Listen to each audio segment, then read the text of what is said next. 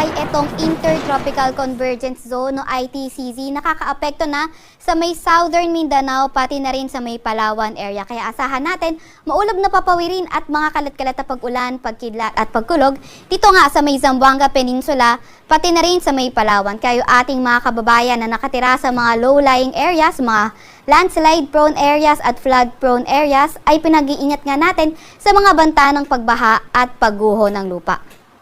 Samantalang itong easterlies o yung mainit na hangin galing karagatang Pasipiko, nakakaapekto pa rin sa may silangang bahagi ng Luzon, silangang bahagi rin ng Visayas. Para naman sa lagay ng panahon sa Metro Manila at sa nalalabing bahagi ng ating bansa, asahan natin yung partly cloudy to cloudy skies condition. May mga tsansa pa nga rin tayo ng mga localized thunderstorms. Yung mga kasamahan natin sa Regional Services Division ay maglalabas sa mga thunderstorm advisory, rainfall advisory o hindi kaya heavy rainfall warning kung kinakailangan. Sa kasalukuyan din naman ay wala tayong namomonitor low pressure area man or bagyo sa loob or malapit sa ating Philippine Area of Responsibility.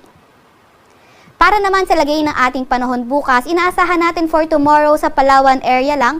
Kung titingnan natin yung Luzon, magkakaroon nga lamang sa may Palawan ng maulap na papawirin at mga kalat-kalat na pag-ulan, pagkidlat at pagkulog. Para sa Metro Manila and the rest of Luzon, partly cloudy to cloudy skies condition pa rin, may mga tsansa pa nga rin tayo ng mga localized thunderstorms. So usually, umaga hanggang tanghali, mainit at malinsangan yung panahon, pero pagdating ng hapon hanggang sa gabi, tumataas yung mga tsansa ng mga thunderstorms. Agwat ang temperatura sa Metro Manila at Lawag ay 25 to 33 degrees Celsius. Sa may Baguio naman ay 18 to 25 degrees Celsius, 24 to 35 degrees Celsius sa may Tugigaraw, 23 to 31 degrees Celsius sa may Tagaytay, at 25 to 32 degrees Celsius sa may Legazpi.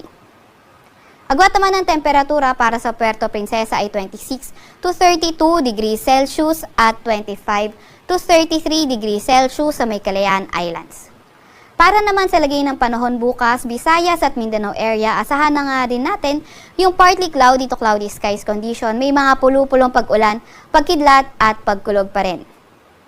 Agwat ng temperatura sa may Iloilo, sa may Tacloban, Cebu at Zamboanga ay 26 to 32 degrees Celsius. Sa may Cagayan de Oro naman at Davao ay 25 to 32 degrees Celsius.